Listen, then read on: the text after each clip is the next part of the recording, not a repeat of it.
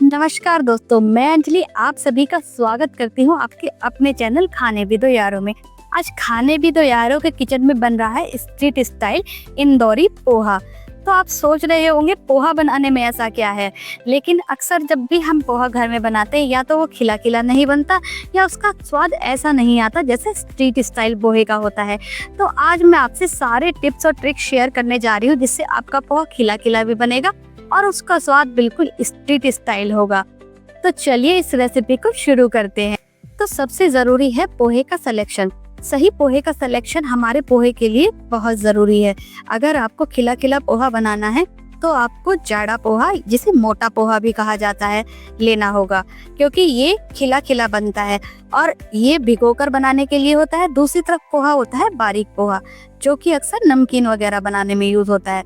अगर आप इसे भिगोकर इससे पोहा बनाएंगे तो बिल्कुल गुठलियां बन जाएंगी और पोहा आपस में बहुत चिपक जाएगा। तो सही पोहे का सिलेक्शन भी जरूरी है। अब हम पोहे को एक बाउल में लेंगे और इसे साफ पानी से धो लेंगे। बिना घबराए इसको हाथों की मदद से अच्छे से चला चला कर हमें धो लेना है। आप देख सकते हैं कि ये पानी कितना गंदा हो गया है। सारा पानी इससे अलग कर देंगे और ध्यान रहे पोहे को हमें पानी में भिगोकर नहीं छोड़ना है। बस 2 बार धो दिया काफी है। पोहा बहुत अच्छे से खुद ही फूल जाएगा। अब इसे एक बड़े बाउल में डाल देंगे। इसी समय पर हमें इसमें थोड़ा सा नमक मिला देना है और साथ में डालेंगे पिसी हुई शक्कर। आप चाहे तो इसकी जगह चीनी भी डाल सकते हैं, लेकिन उसे मेल्ट होने में थोड़ा टाइम लग जाता है। इसे हम हाथ से अच्छे से मिलाकर छोड़ देंगे। अब हमें पोहे को रेस्ट पर छोड़ देना है और चलिए अब बढ़ते हैं अपने नेक्स्ट स्टेप की तरफ। जब तक पोहा रेस्ट पर है तब तक हम कुछ सब्जियां काट लेते हैं। पोहे में ऊपर से डालने के लिए हम देंगे टमाटर, प्याज और नींबू पोहे की जान है, और साथ में हरी मिर्च और धनिया। तो इन सभी चीजों को हम चॉप कर लेते हैं।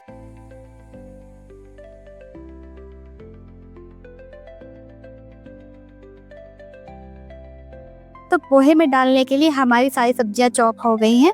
अब हम बनाते हैं इसका तड़का, जो कि बेहद ही इम्पोर्टेंट रोल रखता है। पोहे को हम बना रहे हैं देसी घी में। आप चाहे तो इसे रिफाइंड ऑयल या तेल में भी बना सकते हैं, क्योंकि इसी घी में सबसे पहले हम भूनेंगे कुछ मूंगफलियां। मूंगफली को हमें धीमी आंच पे भूनना है। अगर एकदम से आप तेज आंच में इन्हें भूनेंगे तो ये ऊपर से तो सिक जाएंगी, लेकिन खाने में कच्ची लगेंगी। मूंगफली को थोड़ी देर हमें लगातार चलाते हुए भूनना है ताकि ये ऊपर से जले नहीं। और ये देखिए मूंगफलियों का कलर चेंज हो गया है। अब हम इन्हें बाहर निकालेंगे। ये भुनकर तैयार हो गई हैं। अब इसी पैन में हम अपना तड़का तैयार कर ले। हम इसके अंदर डालेंगे थोड़ी सी राई, सौंफ, जीरा। सौंफ का स्वाद इंदौरी पोहे में बहुत ही टेस्टी लगता है। जैसे ही जीरा और सब चीजें चटकने लगेंगी, हम इसके अंदर डाल देंगे करी पत्ता। करी पत्ते को सावधानी से डालिएगा, थोड़ा दूर होकर, क्योंकि ये बहुत चटकता है। यहाँ पर खास ध्यान देने वाली बात है कि हम इसमें केवल 1 चुटकी हल्दी यूज करेंगे। इस टाइम पे मैं गैस की फ्लेम को ऑफ कर दूंगी, नहीं तो हल्दी जल जाए। आपने देखा होगा जो स्ट्रीट स्टाइल पोहा होता है उसका कलर बहुत ज्यादा पीला नहीं होता, बस हल्का सा गोल्डन होता है। बस हमें इतना ही इसको चलाना है और इसके अंदर हम डाल देंगे थोड़ा सा पानी, ताकि हमारे मसाले जले नहीं। और ये देखिए हमारा तड़का बिल्कुल रेडी है। अब इस गरम गरम तड़के को हमें अपने पोहे में मिला देना है। ध्यान रहे हमें तड़के में पोहा नहीं मिलाना है, हमें पोहे में तड़का मिलाना है। आप सोच रहे होंगे मैं क्या कह रही हूँ। जी हाँ, आपको पोहे के ऊपर अपना सारा तड़का इस तरह से डाल देना है। अगर आप इसी पैन में पोहे को डालेंगे तो आपका पोहा घुट जाएगा और वो आपस में चिपक जाएगा। अब एक करछी की मदद से धीरे धीरे इस पोहे को तड़के के साथ मिक्स करना है। ये देखिए पोहे का बिल्कुल परफेक्ट स्ट्रीट स्टाइल पोहे के जैसा कलर आया है और हमारा पोहा अभी तक 1% भी चिपका नहीं है। एकदम खिला खिला पोहा। अब 2 से 3 हरी मिर्चों को हम इस तरीके से गैस के ऊपर डायरेक्ट सेक लेंगे।